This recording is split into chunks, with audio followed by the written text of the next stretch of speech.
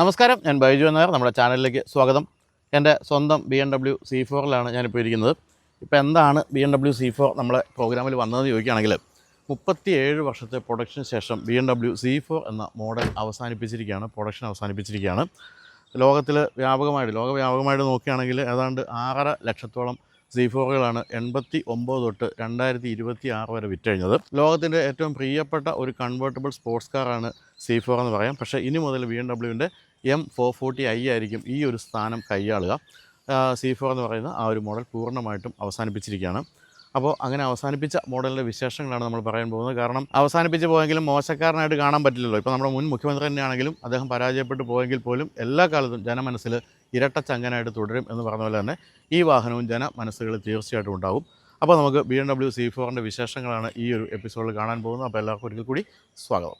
എന്നെ ഇൻ്റർവ്യൂ ചെയ്യുന്ന പലരും ചോദിക്കാറുണ്ട്, ചേട്ടൻ്റെ ഏറ്റവും വാങ്ങിക്കണമെന്ന് ആഗ്രഹമുള്ളൊരു വാഹനം ഏതാണെന്ന്. അപ്പോൾ ഞാൻ പറയും, അങ്ങനെ ഒരു വാഹനം ഉണ്ടായിരുന്നു, അത് ഞാൻ വാങ്ങിക്കുകയും ചെയ്തു എന്ന്. അതാണ് നമ്മുടെ BMW C4. ഇതിനെ Z4 എന്നും വിളിക്കാറുണ്ട്. അപ്പോൾ ഇത് വാങ്ങിക്കാവുന്നൊരു അവസ്ഥ വരുന്നവരെ വെയിറ്റ് ചെയ്തു എന്നാണ് പറയേണ്ടത്. പക്ഷേ പണ്ട് തൊട്ട് എൻ്റെ മനസ്സിൽ C4 എന്ന് പറയുന്നൊരു ആഗ്രഹം മുള പൊട്ടിയിരിക്കുകയായിരുന്നു. അതിൻ്റെ കാരണക്കാരൻ എന്ന് പറയുന്നത് എൻ്റെ സുഹൃത്തായ ആഷിക്കാണ് കേരളത്തിലെ ആദ്യത്തെ BMW ഡീലർഷിപ്പ് തുടങ്ങിയത്. കോയൻകോ ഗ്രൂപ്പിൽപ്പെടുന്ന ആളാണ് ആഷിക്ക്. അപ്പോൾ ആഷിക്കിൻ്റെ കയ്യിൽ ഇതേ നിറമുള്ള ഒരു C4 ഉണ്ടായിരുന്നു. അപ്പം നമ്മൾ വളരെ അടുത്ത സുഹൃത്തുക്കളായിരുന്നുകൊണ്ടും അന്ന് ഈ സോഷ്യൽ മീഡിയക്കാരുടെ ഇടിയൊന്നും ഇല്ലായിരുന്നുകൊണ്ടും ഞാൻ പലപ്പോഴും ആഷിക്കിൻ്റെ അടുത്ത് നിന്ന് ഈ വാഹനം എടുത്തുകൊണ്ട് പോരും, കുറച്ച് ദിവസമൊക്കെ ഉപയോഗിക്കും. അങ്ങനെ ആ കാലത്ത് ഫെരാരി ഒന്നും അങ്ങനെ കേരളത്തിലില്ലാത്ത കാലം. അപ്പോൾ പലരും ഇതിൻ്റെ ഒപ്പം ബൈക്കിലൊക്കെ വരും, ഫെരാരി എന്നൊക്കെ പറഞ്ഞുകൊണ്ട് പോകും. പക്ഷേ ഫെരാരി അല്ലാന്ന് പിന്നീടാണ് മനസ്സിലാക്കുക. അപ്പോൾ എന്തായാലും അങ്ങനെ കുറേ കാലം ഉപയോഗിച്ച് കഴിഞ്ഞപ്പോഴാണ് ഞാൻ ഇതിൻ്റെ ഒരു ഫാനായിട്ട് മാറിയത്. ഇതോട് ബന്ധപ്പെട്ട് വേറൊരു രസകരമായ സംഭവം കൂടെ ഉണ്ട്. ഞാൻ ആ സമയത്താണ് ജീവിതത്തിൽ ആദ്യത്തെ അപ്പാർട്ട്മെൻറ്റ് വാങ്ങിക്കുന്നത്. അപ്പോൾ ഞാനും എൻ്റെ മോളും, അവളൊന്ന് കുഞ്ഞാണ്, ഞങ്ങൾ ഒരുമിച്ച് അന്ന് ആഷിക്കിൻ്റെ BMW C4ലാണ് അപ്പാർട്ട്മെൻറ്റ് കാണാൻ പോയത്. അത് നാഷണൽ ബിൽഡേഴ്സിൻ്റെ അപ്പാർട്ട്മെൻ്റ് ആയിരുന്നു. അത് ഞാൻ അടുത്ത കാലത്താണ് വിറ്റത്. അപ്പോൾ അത് കാണാൻ പോയി.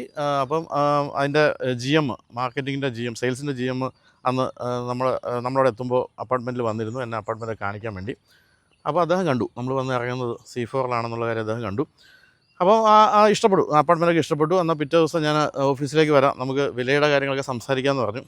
അപ്പോൾ അവിടെ ചെന്ന് ഞാൻ വിലയെപ്പറ്റിയൊക്കെ സംസാരിക്കുമ്പോൾ ഞാൻ പറഞ്ഞു എന്തെങ്കിലുമൊക്കെ കുറച്ചതാ, ഒരു 2-3 ലക്ഷം രൂപ കുറച്ചതാ എന്ന് പറഞ്ഞപ്പോൾ അവർ പറഞ്ഞു, സാറിൻ്റെ കയ്യിലിരിക്കുന്ന ആ വണ്ടിയുടെ വില പോലും ഇല്ലല്ലോ ഈ അപ്പാർട്ട്മെൻറ്റ്, സാർ പിന്നെ ഇങ്ങനെ വില പേശിയാൽ എങ്ങനെയാണെന്ന് ചോദിച്ചു. അപ്പോൾ ഞാൻ പറഞ്ഞു, എൻ്റെ കൂടെ ഒന്ന് വെളിയിലേക്ക് വരാൻ പറഞ്ഞു. വെളിയിലേക്ക് വന്നിട്ട് ആ വണ്ടിയിലാണ് ഞാൻ വന്നിരിക്കുന്നത്. അന്ന് എൻ്റെ കയ്യിൽ നാനോയാ, ഇതാണ് എൻ്റെ വണ്ടി, അതൊക്കെ എനിക്ക് ഓടിക്കാൻ കിട്ടുന്ന വണ്ടി, അതുകൊണ്ട് എനിക്ക് എന്തെങ്കിലും കുറച്ചാന്ന് പറഞ്ഞു. അങ്ങനെ എന്തൊക്കെയോ കുറച്ച് തരികയൊക്കെ ചെയ്തു. അപ്പോൾ അന്ന് ഞാൻ പണക്കാരനായിട്ട് അറിയപ്പെടുന്ന ആളാണെന്നാണ് ഞാൻ ഉദ്ദേശിച്ചത്. എന്തായാലും അന്ന് എൻ്റെ കയ്യിൽ നാനോയാണ് പ്രധാനമായിട്ടും അന്ന് ഞാൻ ഉപയോഗിച്ചിരുന്ന വാഹനം. അപ്പോൾ അതിന് ശേഷം ഇപ്പോൾ 3 വർഷം ഞാൻ ഈ വാഹനം വാങ്ങിച്ചിട്ട്. ഇത് ഒരു ഹിന്ദി സിനിമ നടൻ്റെ വാഹനമാണ്. അദ്ദേഹം ഗുജറാത്തിയാണ്, പക്ഷേ ബോംബെയിലാണ് വാഹനം ഓടിയിരുന്നത്. അപ്പോൾ എൻ്റെ ഒരു ഫ്രണ്ട് വഴി ഇങ്ങനെ ഒരു വാഹനം വിൽക്കാനുണ്ട് എന്ന് കേട്ടിട്ട് ഞാൻ പോവുമായിരുന്നു. ഞാനും എൻ്റെ ഫ്രണ്ട് അനൂപും കൂടി ഞങ്ങൾ ബോംബെയിൽ നിന്ന് ഓടിച്ചു വരികയായിരുന്നു. ഗുജറാത്ത് രജിസ്ട്രേഷൻ ആയിരുന്നു ഈ വാഹനം. പക്ഷേ പിന്നീട് ഞാൻ ഇവിടെ വന്ന് ഒരു നല്ല പൗരൻ എന്നുള്ള നിലയ്ക്ക് നല്ല ഗംഭീരമായ ലക്ഷക്കണക്കിന് രൂപ കേരള ടാക്സ് അടച്ചാണ് കേരള രജിസ്ട്രേഷനാക്കി മാറ്റിയത്. എന്നാലും നിയമലംഘനമൊന്നും നടത്തണ്ട എന്ന് വിചാരിച്ചു.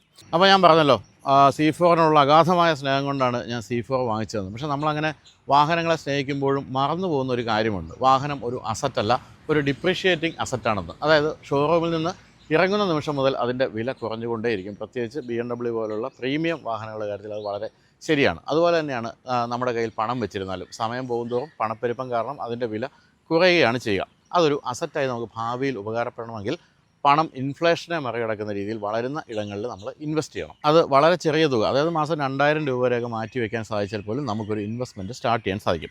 അതും ഇന്ത്യയിലെ അണ്ടർ വാല്യൂഡ് ആയിട്ടുള്ള ടോപ്പ് 30 കമ്പനികളിലാണ് നമുക്ക് ഇൻവെസ്റ്റ് ചെയ്യാൻ സാധിക്കുക. പിന്നീട് ഇവയുടെ മൂല്യം കൂടുമ്പോൾ അത് വിറ്റ് നമുക്ക് ലാഭം നേടാനും സാധിക്കും.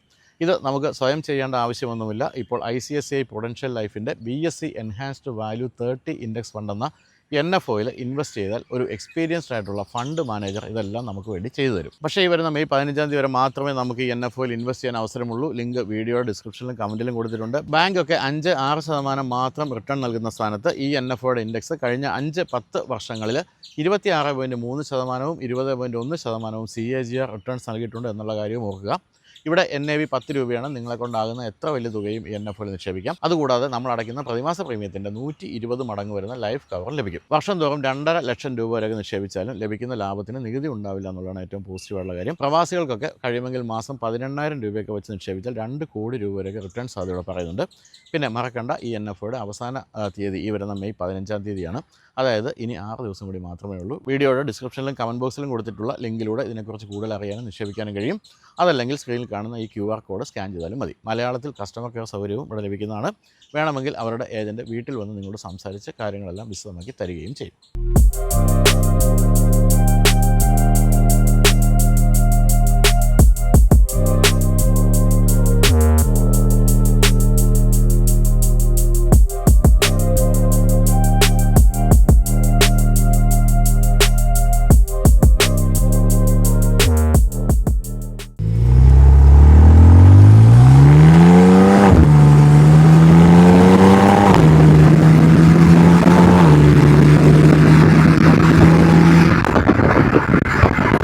അപ്പോൾ 2 വർഷത്തോളം ഞാൻ സത്യത്തിൽ നല്ലൊരു C4-ന് വേണ്ടി ഇന്ത്യ മുഴുവൻ അന്വേഷിച്ചിരുന്നു. പലയിടത്തും ചെല്ലുമ്പോൾ എന്താ പ്രശ്നം വെച്ചാൽ ഇത് കണ്ടവൻ അങ്ങ് മോഡിഫൈ ചെയ്യും, അല്ലെങ്കിൽ ഇത് ഓടി തകർന്നതായിരിക്കും. എന്തായാലും ഇത് ഞാൻ വാങ്ങിക്കുമ്പോൾ ഈ പറഞ്ഞ പോലെ ഒരു സിനിമാ നടൻ്റെയൊക്കെ ആയിരുന്നുകൊണ്ട് തന്നെ അദ്ദേഹം വളരെ സൂക്ഷിച്ചൊക്കെ ഉപയോഗിച്ചിരുന്ന വാഹനമാണ്. അതുകൊണ്ട് എനിക്ക് കാര്യമായ രീതിയിൽ മെയിൻ്റനൻസ് ഒന്നും പിന്നീടാണെങ്കിലും വേണ്ടി വന്നില്ല. അപ്പോൾ പലരും ചോദിക്കുന്ന കാര്യമാണ് ഈ കൺവേർട്ടബിൾ എന്ന് പറയുന്ന സംഭവം കേരളത്തിലെ കാലാവസ്ഥയിൽ ഇന്ത്യയിലെ പൊതുവെയുള്ള കാലാവസ്ഥയൊക്കെ ചേരുമോ എന്നുള്ള കാര്യം. കാരണം ഇപ്പോൾ ഇത് നമ്മൾ ഓപ്പൺ ചെയ്തിട്ടിരിക്കുകയാണ്. രാവിലെ 8 മണി സൈറൺ അടിക്കുന്നു. ഈ 8 മണി കഴിഞ്ഞാൽ ഇതിങ്ങനെ ഓപ്പൺ ചെയ്തിട്ട് പോകാൻ പറ്റുമെന്ന് ചോദിച്ചാൽ ബുദ്ധിമുട്ടാണ് എന്ന് തന്നെയാണ് പറയേണ്ടത്. അല്ലെങ്കിൽ പിന്നെ ഓടിക്കാൻ പറ്റുന്ന സ്ഥലം എന്ന് പറയുമ്പോൾ അതിരപ്പള്ളി, ചാലക്കുടി അതിരപ്പള്ളി റോഡിലോ മറ്റോ ഓടിക്കാനല്ലാതെ, അല്ലെങ്കിൽ പൊടിയും ചൂടും ഒക്കെ തീർച്ചയായിട്ടും ഉണ്ട്.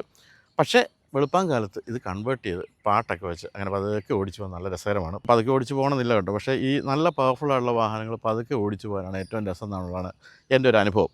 അപ്പോൾ ഇദ്ദേഹം 302 BSP ആണ്. അതുകൊണ്ട് തന്നെ ഗംഭീരമായ 5.2 സെക്കൻഡ്സ് കൊണ്ട് 100 കിലോമീറ്റർ വേഗതയൊക്കെ എടുക്കും. പക്ഷേ നമ്മുടെ റോഡുകളിൽ അനുവദനീയമായ സ്പീഡ് അത്രയൊന്നും ഇല്ലാത്തതുകൊണ്ട് നമുക്ക് അങ്ങനെ എടുക്കാൻ പറ്റില്ല. തന്നെയല്ല, ഇത് ബേസിക്കലി ഒരു സെഡാൻ്റെ ഒരു ഗ്രൗണ്ട് ക്ലിയറൻസേ ഉള്ളൂ എന്നുള്ളതുകൊണ്ട് തന്നെ നമുക്ക് അങ്ങനെ ചവിട്ടി പിടിച്ച് പോകുമ്പോൾ ഒരു കോൺഫിഡൻസ് കിട്ടില്ല. എവിടെയെങ്കിലും ഹമ്പൊക്കെ ഉണ്ടെങ്കിൽ ചാടി മറിഞ്ഞ് പോകുമല്ലോ. അപ്പോൾ അതുകൊണ്ട് തന്നെ ഒരു പരിധിവരെ നമ്മളൊരു സ്പീഡ് കുറച്ചൊക്കെയാണ് ഇത് ഓടിക്കാറുള്ളത്.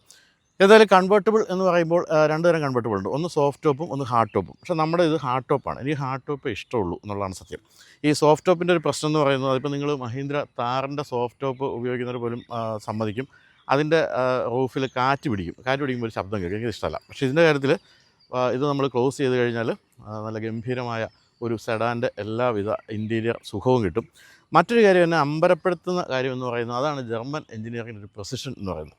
അതായത് നമ്മളിപ്പോൾ ഈ ഒരു അവസ്ഥയിൽ ഇതിൻ്റെ 2 സൈഡിലും ഗ്ലാസ് മാത്രം കയറ്റിയിട്ട് AC ഫുൾ അങ്ങോട്ട് ഇട്ടിട്ട് നമ്മൾ ഓടിച്ചു പോയാലും ഈ പറഞ്ഞ അകത്തേക്ക് കാറ്റൊന്നും കയറില്ല. അത് നമ്മൾ ശരിക്കും ഇത് ക്ലോസ് ചെയ്തിട്ട് ഓടിക്കുന്ന അതേ ഒരു സുഖം തന്നെയാണ് നമ്മൾ അങ്ങനെ ഒന്ന് തുറന്നിട്ടിട്ട് പോലും ഗ്ലാസ് കയറ്റിയിട്ട് AC ഇട്ട് പോയാൽ കിട്ടുക എന്ന് പറഞ്ഞാൽ ഉൾഭാഗത്തേക്ക് കാറ്റ് കടക്കാത്ത രീതിയിലുള്ള എഞ്ചിനീയറിംഗിൻ്റെ മികവ് അതിലുണ്ട്.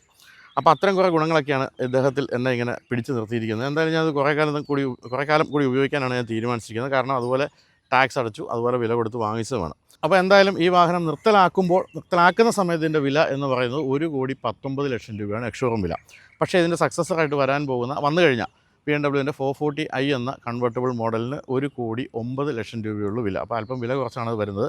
അതിൻ്റെ മറ്റൊരു ഗുണം എന്താണെന്ന് ചോദിച്ചാൽ അതിന് 4 സീറ്റ് ഉണ്ടെന്നുള്ളതാണ്. പിൻഭാഗത്തെ സീറ്റിൽ അധികം ലെഗ് സ്പേസ് ഇല്ലെങ്കിലും 4 പേർക്ക് അഡ്ജസ്റ്റ് ചെയ്തൊക്കെ ഇരുന്ന് പോകാൻ പറ്റും. ഇത് പക്ഷേ സ്ട്രിക്ട്ലി 2 സീറ്ററാണ് എന്ന് തന്നെയുമല്ല, ബൂട്ട് സ്പേസ് കുറവുമാണ്. ബൂട്ട് സ്പേസ് കുറവാണെന്ന് മാത്രമല്ല, നമ്മളിത് കൺവേർട്ട് ചെയ്ത് കഴിഞ്ഞാൽ ബൂട്ടിൽ ഒരു സാധനം ഒരു നെല്ലിക്ക പോലും വെക്കാൻ പറ്റില്ല. കാരണം വെച്ചാൽ ഇതിൻ്റെ ആ മുകളിലത്തെ മെക്കാനിസത്തിൽ മിക്കവാറും എല്ലാ ഭാഗവും ബൂട്ടിനുള്ളിലേക്കാണ് മടങ്ങി കയറി പോകുന്നത്. അപ്പോൾ അതുകൊണ്ട് അതിനകത്ത് ഒരു സാധനം വെക്കാൻ പറ്റില്ല. മാത്രമല്ല, ബൂട്ടിൽ എന്തെങ്കിലും സാധനം ഇരുന്ന് കഴിഞ്ഞാൽ നമുക്ക് കൺവേർട്ട് ചെയ്യാനും പറ്റില്ല. അത് അകത്തേക്ക് കയറി പോവില്ല, അതപ്പോൾ തന്നെ സ്റ്റക്കാവും.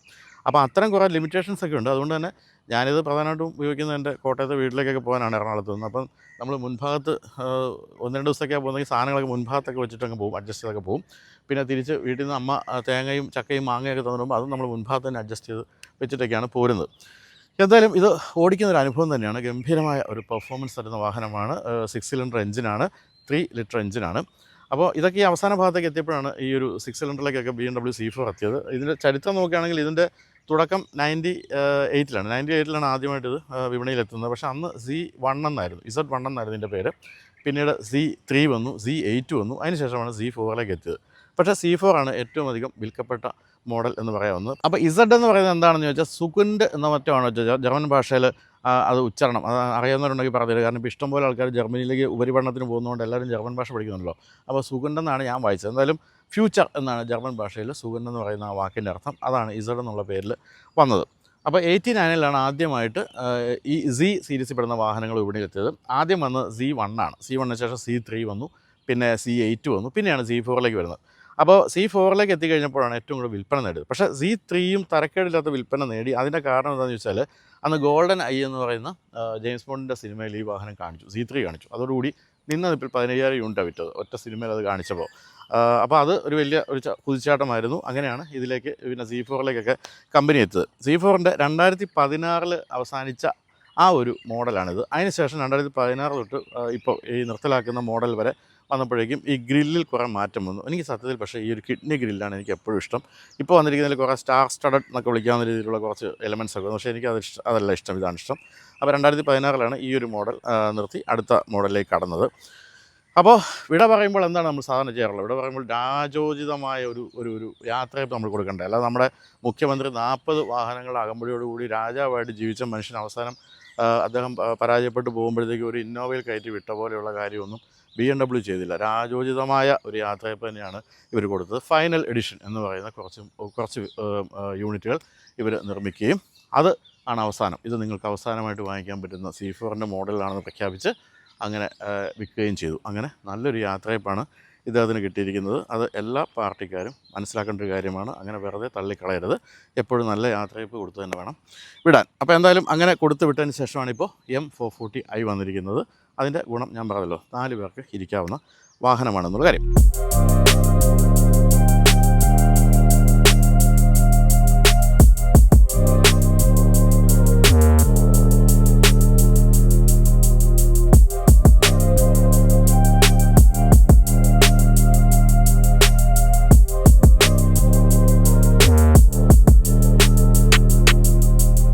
ഞാൻ ഈ വാഹനം വാങ്ങിച്ചിട്ട് ആദ്യം ചെയ്ത 1-2 കാര്യങ്ങളുണ്ട്. ഒന്ന്, ഇതിൻ്റെ എക്സ്റ്റീരിയർ കളർ എന്ന് പറയുന്നത് കുറച്ച് മങ്ങിയൊരു റെഡായിരുന്നു. അത് ഞാൻ നല്ല ബ്രൈറ്റ് റെഡാക്കിയിട്ട് റാപ്പ് ചെയ്തു. അതുപോലെ തന്നെ ഇൻറ്റീരിയർ ഈ ഒരു ബീജായിരുന്നു. ആ ബീജ് എനിക്ക് ഇഷ്ടമല്ലാത്തത് കൊണ്ട് തന്നെ ഞാനത് മാറ്റി ടാൻ ബ്രൗൺ സീറ്റാക്കി ഡോർ പാഡിൽ നമ്മൾ ടാൻ ബ്രൗൺ കൊടുത്തു. ഇതൊക്കെ ചെയ്തത് കാക്കനാട് മാവേലിപുരത്തെ റോഷോ എന്ന് പറഞ്ഞ ഡീറ്റെയിൽസ് ഉണ്ട്. നമ്മളൊരു വീഡിയോ ഒക്കെ അന്ന് ചെയ്തിരുന്നു. ഇപ്പോഴെനിക്ക് ഇതിൻ്റെ അത് ഇഷ്ടമില്ലാത്തൊരു നിറം എന്ന് പറയുന്നത് ഇതാണ്. ഈ അലൂമിനിയം ഫിനിഷ് എനിക്ക് ഇഷ്ടമല്ല. പക്ഷേ അതിൽ കയറി അധികം കളിക്കേണ്ടതെന്ന് വിചാരിച്ചാൽ അത് അങ്ങനെ തന്നെ നമ്മൾ സൂക്ഷിച്ചിരിക്കുകയാണ്. എന്തായാലും ഒരു സ്ട്രിക്ട്ലി 2 സീറ്റർ ആണെന്ന് പറഞ്ഞല്ലോ. അതിൻ്റെ പിന്നിലേക്കൊക്കെ നോക്കിയാൽ ഒന്നുമില്ല. ഇവിടെ ആപ്പാടെ എന്തെങ്കിലും കുഞ്ഞു സാധനമൊക്കെ വയ്ക്കാൻ വേണ്ടി ഇവിടെ ഒരു നെറ്റഡ് സ്പേസ് ഉണ്ടെന്നല്ലാതെ വേറെ ഒരു സാധനം നമുക്ക് ഇങ്ങനെ സൂക്ഷിക്കാനൊന്നും പറ്റില്ല. കാര്യം പറഞ്ഞു വരുമ്പോൾ 2496 മില്ലിമീറ്റർ വീൽ ബേസ് ഒക്കെ ഉണ്ടെങ്കിലും ഇതൊന്നും ഉൾഭാഗത്ത് അത്ര വലിയ സ്പേസ് ആയിട്ടല്ല കിട്ടുന്നത്. ബാക്കിലേക്കും അതുപോലെ വളരെ നീളമുള്ളൊരു വാഹനമാണല്ലോ. അപ്പോൾ അതുകൊണ്ട് ഇൻറ്റീരിയർ സ്പേസ് എന്ന് പറയുന്നത് അധികം ഇല്ല. ഈ 2 പേർക്ക് ഇരിക്കാവുന്ന ഒരു സ്പേസ് മാത്രമേ ഉള്ളൂ. അതുപോലെ തന്നെ നീളമാണെങ്കിലും ഞാൻ പറഞ്ഞല്ലോ 4 മീറ്റർ കൂടുതൽ നീളമുണ്ടെങ്കിലും അതൊന്നും ഇൻറ്റീരിയർ സ്പേസിൽ അത്രയും കൊടുത്തിട്ടില്ല. ആകെ 2 സീറ്റേ ഉള്ളൂ. പിന്നെ മറ്റു വിശേഷങ്ങൾ നോക്കുകയാണെങ്കിൽ സീറ്റൊക്കെ ഇലക്ട്രിക്കലി അഡ്ജസ്റ്റബിൾ ആണ്. അതിൻ്റെ സുഖമൊക്കെ ഉണ്ട്. പിന്നെ മുൻഭാഗത്താണ് വിസിബിലിറ്റി ഒക്കെ നല്ല ഗംഭീരമായിട്ടുണ്ട്. അത്ര ഉയർന്നു നിൽക്കുന്ന ഒരു ബോണറ്റും കാര്യങ്ങളൊന്നും അല്ല കൊടുത്തിരിക്കുന്നത്. വലിയ സ്വിച്ചസ് ഒന്നും കാണാനില്ല. ഇവിടെ ആകെ ക്ലൈമറ്റ് കൺട്രോളിൻ്റെ സ്വിച്ചുകൾ, അതുപോലെ തന്നെ start stop switch, key insert ചെയ്താണ് സ്റ്റാർട്ട് ചെയ്യുന്നത്. അതാണ് ഇവിടെ കാണുന്നത്. ഇവിടെ അന്യം നിന്ന ഒരു കലാരൂപമാണ്. ഇത് CD പ്ലെയറാണ്. അതൊന്നും ഇപ്പോൾ ആരും ഉപയോഗിക്കുന്നില്ല. CD തന്നെ കിട്ടാനില്ലല്ലോ. ഇത് താഴെയാണ് കൺവേർട്ട് ചെയ്യുന്ന സ്വിച്ചുകൾ കൊടുത്തിരിക്കുന്നത്. ക്ലോസ് ചെയ്യാനും അതുപോലെ തന്നെ ഓപ്പൺ ചെയ്യാനും. ഇവിടെ പഴയ ആസ്ട്ര ഉണ്ടല്ലോ, ആസ്ട്രയാണത്. പണ്ടൊക്കെ അത് ഉപയോഗിച്ചിരുന്നതാണല്ലോ. വാഹനത്തിലിരുന്ന് സീറ്റ് വലിക്കുന്നൊരു പതിവ് ഉണ്ടായിരുന്നല്ലോ. ഇപ്പോൾ ഇല്ല. അപ്പോൾ ഇവിടെയാണ് ഇതിൻ്റെ ഡ്രൈവ് മോഡുകൾ. അതിൽ സ്പോർട്ട് പ്ലസ്, കംഫർട്ട്, അങ്ങനെയുള്ള പല മോഡുണ്ട്. ഈ സ്പോർട്ട് പ്ലസിലേക്കൊക്കെ പോകുമ്പോഴാണ് ഇതിൻ്റെ എക്സോ സൗണ്ട് എന്ന് പറയുന്നത് നല്ല കിഡിലനായിട്ട് മാറുന്നത്. പക്ഷേ എങ്കിൽ പോലും ഞാനിപ്പോൾ അടുത്ത കാലത്ത് മറ്റൊരു പെർഫോമൻസ് വാഹനം വാങ്ങിച്ചത് ബെൻസിൻ്റെ GLA 35 MG ആണ്. അതിൻ്റെ എക്സോ സൗണ്ട് എനിക്ക് കുറച്ചുകൂടി ഇഷ്ടമാണ്. സ്പോർട്ട് മോഡലിൽ കിട്ടുമ്പോൾ കുറച്ച് ഷാർപ്പായിട്ടുള്ള എക്സോ സൗണ്ടാണ്. ഇതിൻ്റെയും സൗണ്ട് കൂടുതൽ തന്നെയാണ്, പക്ഷേ എന്നാൽ അത്ര ഷാർപ്പല്ല എന്നെനിക്ക് തോന്നിയിട്ടുണ്ട്. ഇവിടെ ഈ കാണുന്ന റോട്ടറി സ്വിച്ചാണ് നമ്മൾ ഈ സ്ക്രീനിലെ കാര്യങ്ങളൊക്കെ മാറ്റാനൊക്കെ ഉപയോഗിക്കുക. അതിന് ഇതിൽ തന്നെ കുറേ സ്വിച്ചുകൾ കൊടുത്തിട്ടുണ്ട്. മെനു, റേഡിയോ, CD, ടെലിഫോണിൻ്റെ സ്വിച്ചുകൾ, കാര്യങ്ങളൊക്കെ കൊടുത്തിട്ടുണ്ട്. ബാക്ക് ഓപ്ഷനൊക്കെ കൊടുത്തിട്ടുണ്ട്. എങ്കിലും ഇപ്പോഴത്തെ ഏറ്റവും പുതിയ ഇൻഫർടൈൻമെൻറ്റ് സ്ക്രീനുകൾ വെച്ച് നോക്കുമ്പോൾ ഇദ്ദേഹം വളരെ പരാജിതനാണ് എന്ന് പറയാനുള്ളൂ. തന്നെയല്ല, ഇത് നമ്മൾ വാഹനം ഓഫ് ചെയ്യുമ്പോൾ ഇദ്ദേഹം വന്നങ്ങ് അടയുകയും പിന്നീട് ഓൺ ചെയ്യുമ്പോൾ തുറക്കുകയും ചെയ്യുന്നൊരു സംവിധാനമുണ്ട്. അത് നല്ലതാണ്. ഇവിടെയൊന്നും വലിയ കാര്യമായ രീതിയിലുള്ള സ്പേസ് ഒന്നുമില്ല. അതുകൊണ്ട് ചാർജിങ് സംഭവങ്ങളൊക്കെ ഉള്ളൂ. ബാക്കി ഒരു ആംബ്രസ്റ്റായിട്ട് മാത്രമാണ് ഇദ്ദേഹത്തെ ഉപയോഗിക്കാൻ പറ്റുക. പിന്നെ ഈ കീയുടെ കാര്യത്തിൽ ഇപ്പോൾ അടുത്ത കാലത്ത് മറ്റൊരു രസകരമായ സംഭവം ഉണ്ടായി. ഈ വാഹനത്തിൻ്റെ കാര്യത്തിൽ ഒരു പ്രശ്നം വെച്ചാൽ ഇതിൻ്റെ മെയിൻ്റനൻസ് എന്ന് പറയുന്നത് ഭയങ്കര ഹൈ ആണ്. കാരണം ഇതൊരു CBU ആണ്. അതായത് പൂർണ്ണമായിട്ടും നിർമ്മിച്ച് ഇറക്കുമതി ചെയ്ത് വന്നൊരു വാഹനമായതുകൊണ്ട് എല്ലാ സ്പെയർ പാർട്സും അങ്ങ് ജർമ്മനിയിൽ നിന്ന് വരണം. അത് കാരണം കുറച്ച് താമസം ഉണ്ടാകും പലപ്പോഴും പാർട്സ് കിട്ടാൻ വേണ്ടി. അപ്പോൾ അടുത്ത കാലത്ത് എൻ്റെ ഈ ഒരു കീയുടെ ഉള്ളിലെ ബാറ്ററി ഒന്ന് ഡൗൺ ആയിട്ട് ഞാനിതൊന്ന് കൊടുത്തു. മറ്റേ BMW നമ്മൾ സർവീസ് സെൻ്ററിൽ കൊടുത്തപ്പോൾ അവർ പറഞ്ഞു ഇത് കീ റീപ്ലേസ്മെൻറ്റേ ഉള്ളൂ BMWന്. അപ്പോൾ അത് അങ്ങോട്ട് അയക്കണം. ഏതാ കേന്ദ്രത്തിലേക്ക് അയച്ചിട്ട് കേന്ദ്രത്തിൽ നിന്ന് വേണം വരാൻ. ഹൈക്കമാൻഡാണ് ഇതൊക്കെ മാറ്റിത്തരുന്നത്. അപ്പോൾ ഹൈക്കമാൻഡിൽ നിന്ന് നിർദ്ദേശം വന്നു വെച്ചാൽ ഇത് കീ ഒന്നും ചെയ്യാൻ പറ്റില്ല. 35,000 രൂപയാണ് ഒരു കീക്ക്. അപ്പോൾ അത് വേണമെങ്കിൽ പറഞ്ഞാൽ മതി എന്ന് പറഞ്ഞു. അപ്പോഴത്തേക്ക് ഇത് പലപ്പോഴും സ്റ്റാർട്ടാകാത്ത അവസ്ഥ വന്നു. 35,000 രൂപ കീ കൊടുക്കുക എന്ന് പറഞ്ഞാൽ നമുക്ക് മാനസികമായിട്ടൊരു ബുദ്ധിമുട്ടാണല്ലോ. അപ്പോൾ ഞാൻ അന്വേഷിച്ച് പിടിച്ച് വന്നപ്പോൾ നിങ്ങൾക്ക് ഓർമ്മയുണ്ടോ, നമ്മൾ സ്മാർട്ട് എന്ന് പറയുന്ന ഒരു വാഹനം ചെയ്തല്ലോ, ബെൻസിൻ്റെ സ്മാർട്ടിൻ്റെ. അന്ന് സ്മാർട്ടുമായിട്ട് വന്ന നമ്മുടെ സുഹൃത്ത് പറഞ്ഞു വേറൊരു കക്ഷിയുണ്ട് ഇവിടെ, ഒരു ലോക്ക് സ്മിത്ത് എന്നറിയപ്പെടുന്ന അദ്ദേഹമുണ്ട്. അദ്ദേഹം നമ്മുടെ എവിടെയാണ്, പനങ്ങാട് ഭാഗത്താണ്. അവിടെ ചെന്ന് കഴിഞ്ഞാൽ ഈ പൈസയൊന്നും കൊടുക്കാതെ കീ റെഡിയാക്കി തരുമെന്ന് പറഞ്ഞു. അങ്ങനെ അദ്ദേഹത്തിൻ്റെ അടുത്ത് പോവുകയും മൈക്രോമേസ് എന്നാണ് ആ സ്ഥാപനത്തിൻ്റെ പേര്. അദ്ദേഹം എന്ത് ചെയ്യുന്നത് വെച്ചാൽ ഈ കീയിലെ ബാറ്ററി ഒരു 2 മിനിറ്റിൽ മാറ്റി തന്നു. കൂടാതെ ഒരു പുതിയ കീയും കൂടെ തന്നു. പുതിയ കീ എന്ന് വെച്ചാൽ BMW അതേ കീ, ഒരു വ്യത്യാസവും ഇല്ല. അത് അദ്ദേഹം ഒന്ന് ഇതിൻ്റെ ഈ വാഹനത്തിനുള്ളിലെ സോഫ്റ്റ്വെയർ ഒന്ന് കോഡ് ചെയ്തിട്ടുണ്ട്. അങ്ങനെയൊക്കെ ഒരു 10-15 മിനിറ്റ് കൊണ്ട് കോഡും ചെയ്ത് തന്നു. എല്ലാം കൂടെ 10,000 രൂപ. അങ്ങനെ 2 കീ 10,000 രൂപ കിട്ടി. 35,000 രൂപയാണ് BMW പറഞ്ഞത്. പക്ഷേ BMW പറഞ്ഞിട്ട് കാര്യമില്ല, ഇത്തരം നിർമ്മാണ കമ്പനികൾ അങ്ങനെയൊക്കെ ചെയ്യാൻ പറ്റുകയുള്ളൂ. എന്തായാലും ഞാൻ അവിടെ ചെന്നപ്പോഴാണ് അത്ഭുതപ്പെട്ട് പോയത്. അവിടെ റോൾസ് റോയ്സ് അടക്കമുള്ള വാഹനങ്ങളുടെ ഉടമകളൊക്കെ വന്നിട്ട് അവിടെയാണ് പുതിയ കീ വാങ്ങിച്ചുകൊണ്ട് പോകുന്നത്, ഇത്തരത്തിലുള്ള കീ മെയിൻ്റനൻസ് ഒക്കെ ചെയ്യുന്നത്. അപ്പോൾ എന്തായാലും നിങ്ങൾക്കും അത്തരം വാഹനങ്ങളുടെ എന്തെങ്കിലും കീയൊക്കെ എന്തെങ്കിലും ചെയ്യാനുണ്ടെങ്കിൽ മൈക്രോമേസിൽ ചെന്നാൽ മതി. അപ്പോൾ അങ്ങനെ ആ ഒരു പ്രശ്നം കഴിഞ്ഞു. എങ്കിൽ പോലും ഞാൻ പറയല്ലോ, ഹൈ മെയിൻ്റനൻസ് ആണ്. ഇതിൻ്റെ പലപ്പോഴും ഫ്യൂൽ പമ്പിനൊക്കെ പ്രശ്നം വരാറുണ്ട്. അത് ഞാൻ പലപ്പോഴും നോക്കുമ്പം ഈ ലോകവ്യാപകമായിട്ട് തന്നെ C4-ൻ്റെ അത്തരം പ്രശ്നങ്ങളൊക്കെ കാണാറുണ്ട്. പിന്നെ ഇത് നമ്മൾ അധികമൊന്നും ഓടിക്കുന്നില്ലല്ലോ, ചെറിയ തോതിലൊക്കെ ഓടിക്കുന്നുള്ളൂ എന്നുള്ളതുകൊണ്ട് വലിയ തിരക്കിടില്ല പോകുന്നു. അല്ലെങ്കിൽ ഞാൻ കുറേ കാലം കഴിയുമ്പോൾ ബാങ്ക്രപ്റ്റായിട്ട് പോകാനുള്ള സാധ്യതയുണ്ട്. അപ്പോൾ ഇനി നമ്മൾ ഡോർ പാഡിലേക്ക് വന്നാൽ ഫ്രെയിംലെസ് ഡോറാണ് കൊടുത്തിരിക്കുന്നത്. അതിൻ്റെ താഴെയായിട്ടൊക്കെ വളരെ ചെറിയൊരു സ്പേസേ ഉള്ളൂ, ഒരു ബോട്ടിൽ വയ്ക്കാനുള്ള സ്പേസ് പോലും ഇല്ല. അത്രയും കുറേ പ്രാക്ടിക്കൽ പ്രശ്നങ്ങൾ ഇതിനുണ്ട് എന്നുള്ളൊരു സത്യം തന്നെയാണ്. എങ്കിൽ പോലും നമ്മളതിനെ സ്നേഹിച്ച് പോകുന്നുള്ള മറ്റൊരു കാര്യം. അപ്പോൾ ഇനിയിപ്പോൾ സ്റ്റിയറിംഗ് വീലിലേക്ക് വരുവാണെങ്കിൽ, സ്റ്റിയറിംഗ് വീല് തനത് BMW സ്റ്റൈലിലുള്ള ഒരു സ്റ്റിയറിംഗ് വീലാണ് കൊടുത്തിരിക്കുന്നത്. അതിൽ പ്രധാനമായിട്ട് നമുക്ക് പറയുന്നത് പാഡ് ഷിഫ്റ്റേഴ്സ് കൊടുത്തിട്ടുണ്ടെന്നുള്ള കാര്യമാണ്. പിന്നെ മീറ്റർ കൺസോളാണ്, നല്ല രസമാണ്, വളരെ സ്പോർട്ടിയുള്ള മീറ്റർ കൺസോൾ. 2 മീറ്ററുകൾ നടുക്ക് ചെറിയ ഇൻഫർമേഷനൊക്കെ കിട്ടും. പിന്നെ ഈ സ്റ്റിയറിംഗ് വീലാണെങ്കിലും ഫോണിൻ്റെയും അതുപോലെ വോളിയത്തിൻ്റെ കൺട്രോളുകൾ മാത്രമേ കൊടുത്തിട്ടുള്ളൂ. ഇവിടെയാണ് ലൈറ്റിൻ്റെ സ്വിച്ചുകളും മറ്റും കൊടുത്തിരിക്കുന്നത്. എന്തായാലും നല്ലൊരു മ്യൂസിക് സിസ്റ്റം ഉണ്ട്. ഈ CD പ്ലെയർ മാറ്റി നിർത്തിയാലും നല്ലൊരു മ്യൂസിക് സിസ്റ്റം ഉണ്ട്. അത്തരം കാര്യങ്ങളൊന്നും മോശമല്ല. അപ്പോൾ അങ്ങനെ ഇതൊക്കെയാണ് വിശേഷങ്ങൾ ഇൻറ്റീരിയറിൽ നിന്ന് പറയാനുള്ളത്. ഇനി കുറച്ച് വിശേഷങ്ങൾ നമുക്ക് ഓടിച്ചുകൊണ്ട് പറയാം എഞ്ചിനെ പറ്റിയൊക്കെ, അല്ലേ?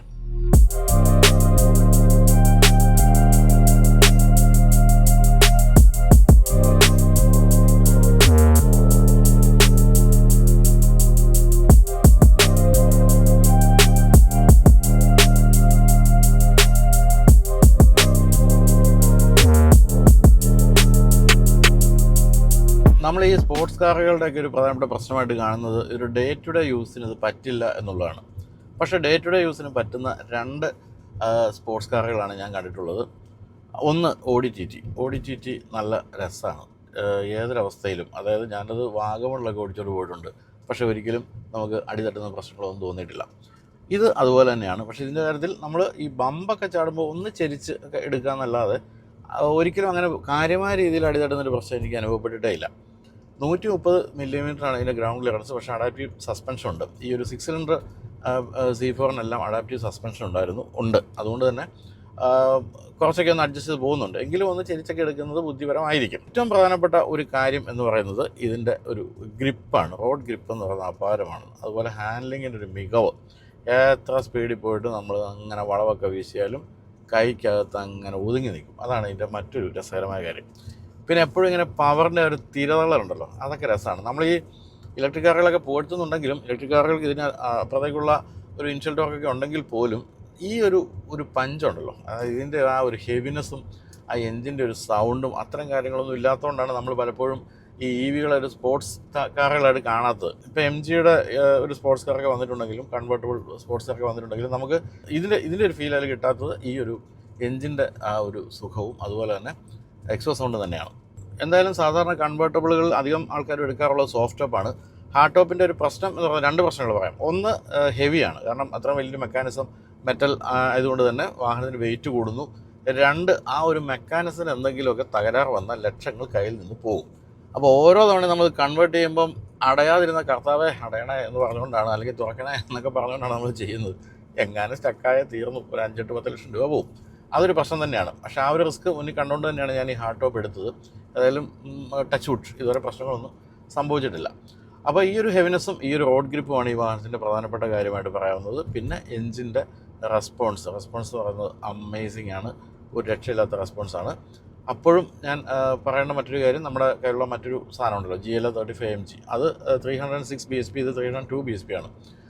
പക്ഷേ അതിൻ്റെ ഒരു ഗുണം വെച്ചാൽ അതിന് ഗ്രൗണ്ട് ക്ലിയറൻസ് കൂടുതലുണ്ട് എന്നുള്ളതുകൊണ്ട് നമുക്ക് കുറച്ചുകൂടി കോൺഫിഡൻ്റ് ആയിട്ട് ഓടിച്ചു പോകാം. ഇതിൻ്റെ കാര്യത്തിൽ പെട്ടെന്ന് ചവിട്ടി പിടിച്ച് ചെല്ലുമ്പോൾ ഒരു ബമ്പൊക്കെ കണ്ടാൽ കഴിഞ്ഞു, നമ്മൾ മേടിച്ചു പോകും. കാരണം ഇത് ചാടി പറഞ്ഞ് എവിടെ എത്തുമെന്ന് അറിഞ്ഞുകൂടല്ലോ. പക്ഷേ മറ്റേ കാര്യത്തിൽ ഒരു SUV സ്റ്റാൻസ് ഒക്കെ ഉള്ളതുകൊണ്ട് അത് ചാടി പറഞ്ഞൊക്കെ പൊക്കോളും. ആ ഒരു ഗുണം അതിനകത്തുണ്ട്. അപ്പോൾ അതുകൊണ്ട് തന്നെ ദീർഘദൂരമൊക്കെ പോകാൻ വേണ്ടി ഞാനിപ്പോൾ അതാണ് അധികം ഉപയോഗിക്കുന്നത്. അപ്പോൾ കാലാകാലങ്ങളായിട്ട് 1989 തൊട്ട് 2026 വരെയുള്ള ഈ കാലത്തിനിടയ്ക്ക് പല എഞ്ചിൻ ഓപ്ഷൻസൊക്കെ ഈ വാഹനത്തിൻ്റെ കാര്യത്തിൽ വന്നുപോയി. 2 ലിറ്റർ വന്നു, 3 ലിറ്റർ വന്നു, അങ്ങനെ പല കാര്യങ്ങളും വന്നു. അതുപോലെ ട്രാൻസ്മിഷൻ നോക്കുകയാണെങ്കിൽ ഇതിപ്പോൾ 7 സ്പീഡ് DCT ഗിയർ ബോക്സ് ആണ് ഇതിലുള്ളതെങ്കിൽ ഒരു 8 സ്പീഡ് ഓട്ടോമാറ്റിക് വന്നിട്ടുണ്ട്. പിന്നെ മാനുവൽ ഏറ്റവും അവസാനം ഇത് നിർത്തലാക്കുന്നതിന് തൊട്ട് മുമ്പ് ഒരു 6 സ്പീഡ് മാനുവൽ വന്നത് വലിയ ഹിറ്റായിരുന്നു. ഈ മാനുവൽ ഗിയർ ബോക്സ് സ്പോർട്സ് കാറുകളിൽ താല്പര്യമുള്ള പലരുമുണ്ട്.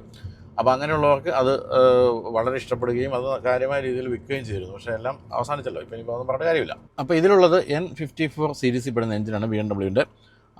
അത് 3 ലിറ്റർ എഞ്ചിനാണ്, ടർബോ ചാർജ് ഇൻലൈൻ 6 എഞ്ചിനാണ്. 302 bhp ആണ് ഈ വാഹനത്തിൻ്റെ ഒരു മാക്സിമം പവർ എന്ന് പറയുന്നത്. 5800 RPM മാക്സിമം പവർ കിട്ടുന്നത്. അതുപോലെ തന്നെ 400 Nm ആണ് മാക്സിമം ടോർക്ക്. അത് 1300-നും 5000 RPM-നും ഇടയിലാണ് കിട്ടുന്നത്. 5.2 സെക്കൻഡ്സ് ആണ് 100 കിലോമീറ്റർ വേഗത എടുക്കാൻ ഞാൻ പറഞ്ഞല്ലോ. എന്തായാലും ഒരു ട്വിൻ ടർബോ ഗംഭീരമായ ഒരു എഞ്ചിനാണ്. ഒട്ടും മടുപ്പ് നമ്മൾ അനുഭവിക്കുകയില്ല, ഒരു ലാഗുമില്ല. എപ്പോഴും നമ്മളങ്ങനെ എൻജോയ് ചെയ്ത് ഓടിക്കാൻ പറ്റുന്ന രീതിയിലുള്ള ഒരു എഞ്ചിൻ രീതികളാണ് ഇതിനുള്ളത്. ഇപ്പോൾ ഈ എഞ്ചിന് തന്നെ മറ്റൊരു അപ്ഗ്രേഡഡ് വേർഷൻ വന്നിരുന്നു.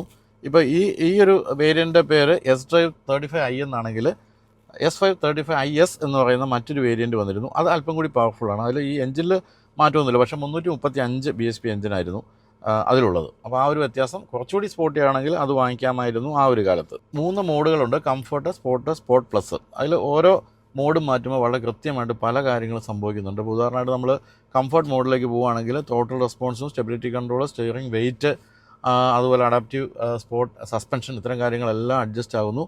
അതുപോലെ സ്പോർട്ട് മോഡിലേക്ക് ഇടുകയാണെങ്കിൽ കുറച്ചുകൂടി കൺട്രോളും അതുപോലെ തന്നെ ഒരു പ്രിസിഷൻ കിട്ടും. കംഫർട്ടിൻ്റെ കാര്യത്തിൽ വലിയ വ്യത്യാസമില്ലാത്ത രീതിയിൽ ആ ഒരു കംഫർട്ട് ഒരു സ്പോർട്ടിനെസ് നമുക്ക് കിട്ടുന്നുണ്ട്. പക്ഷേ നമ്മൾ സ്പോർട്ട് പ്ലസിലേക്ക് ഇട്ട് കഴിയുമ്പോഴത്തേക്കും ട്രാക്ഷൻ കൺട്രോളൊക്കെ ഓഫ് ആകുന്നു. പിന്നെ ആ ഒരു എക്സോസ് സൗണ്ടും എല്ലാം കേട്ട് തകർപ്പൻ ഒരു അനുഭവമാണ് നമുക്ക് കിട്ടുക. ഇതിൻ്റെ ഹാർഡ് ടോപ്പ് നമുക്ക് ഒരു 40 കിലോമീറ്റർ സ്പീഡിൽ പോകുമ്പോൾ വേണമെങ്കിലും കൺവേർട്ട് ചെയ്യാം. 20 തൊട്ട് 22 സെക്കൻഡ് വരെ മതി ഇത് കൺവേർട്ട് ചെയ്ത് പോകാൻ. ഒരു 2 പീസാണ് ഇതിൻ്റെ ഒരു ടോപ്പ് എന്ന് പറയുന്നത്. അത് മടങ്ങി ബൂട്ടിനുള്ളിലേക്ക് കയറി പോവുകയാണ് ചെയ്യുന്നത്. അപ്പോൾ 40 കിലോമീറ്റർ സ്പീഡ് വേണമെങ്കിൽ നമുക്ക് ചെയ്യാം. എങ്കിലും ഞാൻ പറഞ്ഞല്ലോ, അതിനൊക്കെ എന്തെങ്കിലും ചെറിയ മെയിൻ്റനൻസ് ഒക്കെ വന്നാൽ വലിയ പൈസ ആകുന്നതുകൊണ്ട് നിർത്തിയിട്ട് ചെയ്യുന്നതാണ് ബുദ്ധിപരമായ കാര്യം. അപ്പോൾ ഇത് വന്ന സമയത്ത് ഏറ്റവും കൂടുതൽ ഇതിൻ്റെ ഒരു റൈവൽസ് എന്ന് വിളിക്കാവുന്നത് നിസാൻ്റെ 370C നിസ്മോയും അതുപോലെ തന്നെ പോർഷെ ബോക്സ്റ്ററൊക്കെയാണ്. അപ്പോൾ പോർഷയിൽ നിന്നൊക്കെ വ്യത്യസ്തമായിട്ട് എനിക്ക് തോന്നിയൊരു കാര്യം വെച്ചാൽ ഇതിൻ്റെ സ്റ്റിയറിംഗ് കുറച്ച് ഹെവിയാണ്. ആ ഹെവിനെസ് പക്ഷേ നമുക്ക് ഒരു കോൺഫിഡൻസ് കൂടുതൽ തരുന്നുണ്ട്. എങ്കിൽ പോലും പലപ്പോഴും ഇത് ഓടിക്കുന്ന പലരും ആദ്യം കയറുമ്പോൾ ഇതിനെന്തോ ഒരു കുഴപ്പമുണ്ടോ, സ്റ്റിയറിംഗ് ടൈറ്റ് ആണല്ലോ എന്ന് തോന്നിയേക്കാം. പക്ഷേ അത് നല്ല സ്പീഡിൽ പോയി കഴിയുമ്പോൾ എനിക്ക് തോന്നുന്നത് അതാണ് കൂടുതൽ കോൺഫിഡൻസ് തരുന്നതും കുറച്ചുകൂടി നമുക്ക് അപകടരഹിതമായിട്ട് ഓടിക്കാൻ പറ്റുന്നു എന്നുള്ളതാണ്. അപ്പോൾ എന്തായാലും ഇത്രയും വർഷം 37 വർഷം നമ്മൾ സേവിച്ച യുവാവ് വിട പറഞ്ഞു പോകുന്നതിൽ സങ്കടമുണ്ട്. എങ്കിലും മോശമല്ല. 440i പോലുള്ള വാഹനമാണല്ലോ ഇതിന് സബ്സ്റ്റിറ്റ്യൂട്ടായിട്ട് വന്നിരിക്കുന്നത്. അതും മോശമല്ല. അപ്പോൾ അതുകൊണ്ട് തന്നെ BMW എന്ന് പറയുന്ന ഈ ഒരു കമ്പനി നൽകുന്ന ആ ഒരു എന്താ പറയുക ജോയ് ഓഫ് ഡ്രൈവിംഗ് എന്ന് പറയുന്നത് ഇനിയും കുറയാനുള്ള സാധ്യതയൊന്നുമില്ല. അപ്പോൾ എന്തായാലും ഇത്രയൊക്കെയാണ് നമുക്ക് നമ്മുടെ C4നെ പറ്റി പറയാനുള്ളത്. അങ്ങനെ 37 വർഷത്തെ സേവനത്തിന് ശേഷം നമ്മുടെ BMW C4 ഗ്ലോബലി വിട പറഞ്ഞു പോവുകയാണ്. എന്തായാലും ഗംഭീരമായ അനുഭവമാണ് ഈ വാഹനം ഇതിൻ്റെ ഉടമകൾക്കെല്ലാം സമ്മാനിച്ചെന്നുള്ളൊരു സംശയമില്ല. കുറേ പ്രാക്ടിക്കൽ പ്രശ്നങ്ങളൊക്കെ ഉണ്ട്. എങ്കിൽ പോലും ഒരു 2 സീറ്റ് ഹാർഡ് ടോപ്പ് കൺവേർട്ടബിളിൻ്റെ ഹരം നുകരണമെങ്കിൽ തീർച്ചയായിട്ടും C4 തന്നെ ഓടിക്കണം. ഇനിയിപ്പോൾ വാഹനം നിന്ന് പോയെങ്കിലും ധാരാളം സെക്കൻഡ് ഹാൻഡ് കിട്ടാനുണ്ടാവും. ഞാൻ ഒരു കാര്യം പറഞ്ഞ് നിങ്ങൾ ഓർക്കുക, അതിന് മെയിൻ്റനൻസ് കോസ്റ്റ് അല്പം കൂടുതലാണെന്ന് മാത്രമേ ഉള്ളൂ. അധികമൊന്നും ഓടിക്കാതൊക്കെ കൊണ്ടു നടന്നാൽ മതി. ഒരു ആനെ കൊണ്ടു നടക്കാമെന്ന് മാത്രമേ ഉള്ളൂ. എങ്കിലും നിങ്ങൾക്ക് പറ്റുന്ന ദിവസങ്ങളിലെല്ലാം വളരെ നേരത്തെ ഏർലി മോർണിംഗിലൊക്കെ കൺവേർട്ട് ചെയ്ത് വാഹനം അങ്ങനെ ഓടിച്ചു പോകാനുള്ള ഒരു രസം എന്ന് പറഞ്ഞാൽ അത് ഗംഭീരമാണ്. അപ്പോൾ ഇങ്ങനെയുള്ള വാഹനങ്ങൾ വാങ്ങിക്കാനും അതുപോലെ തന്നെ വലിയ മെയിൻ്റനൻസ് കൊടുക്കാനൊക്കെ ഞാൻ ആദ്യം പറഞ്ഞ കാര്യം നിങ്ങൾ ഉപയോഗപ്പെടുത്തിയാൽ മതി. അതായത് നല്ലൊരു നിക്ഷേപ അവസരം ഞാൻ ഓർപ്പിച്ചിരുന്നു. ഭാവിയിൽ സാമ്പത്തികമായിട്ട് മെച്ചപ്പെടാൻ ഇന്ന് നമ്മുടെ കയ്യിലുള്ള പണം വളർത്തേണ്ടത് വളരെ ആവശ്യമാണ്. അങ്ങനെ തുടക്കക്കാർക്കും പിന്നെ ഓൾറെഡി ഇൻവെസ്റ്റ് ചെയ്യുന്നവർ ടാക്സ് ഡൈവേഴ്സിഫിക്കേഷൻ, ഇൻവെസ്റ്റ്മെൻറ്റ് ഡൈവേഴ്സിഫിക്കേഷനൊക്കെ നോക്കുന്നുണ്ടെങ്കിൽ ഞാൻ ആദ്യം പറഞ്ഞ ആ ഒരു അവസരം പരിഗണിക്കാവുന്നതാണ്. മെയ് 15 വരെയാണ് നിങ്ങൾക്ക് ആ NFOയിൽ ഇൻവെസ്റ്റ് ചെയ്യാൻ അവസരം ഉണ്ടായിരിക്കുക. അതായത് ഇനി 6 ദിവസം മാത്രമേ ഉള്ളൂ. ലിങ്ക് ഞാൻ കമൻറ്റ് ബോക്സിലും ഡിസ്ക്രിപ്ഷനിലും കൊടുത്തിട്ടുണ്ട്. അതിൽ പോയി കാര്യങ്ങൾ വായിച്ച് മനസ്സിലാക്കി ഇൻവെസ്റ്റ് ചെയ്യാവുന്നതാണ്. അതല്ലെങ്കിൽ സ്ക്രീനിൽ കാണുന്ന ഈ QR കോഡ് സ്കാൻ ചെയ്താലും മതി. അപ്പോൾ ഇതൊക്കെയാണ് നമുക്ക് ഈ ഒരു വാഹനത്തിൻ്റെ വിശേഷങ്ങളായിട്ട് പറയുന്നത്. അപ്പോൾ എന്തായാലും നമുക്ക് നല്ലൊരു യാത്രയപ്പ് കൊടുത്ത് BMW C4നെ പറഞ്ഞു വിടാം കേട്ടോ. ഇവിടെ നമ്മുടെ കയ്യിലുണ്ടാവും. എന്തായാലും കുറച്ച് കാലം കൂടി എൻ്റെ കയ്യിലുണ്ടാവും എന്നുള്ള കാര്യത്തിൽ സംശയമില്ല. അപ്പോൾ വീഡിയോ കണ്ട എല്ലാവർക്കും നന്ദി. ബൈ.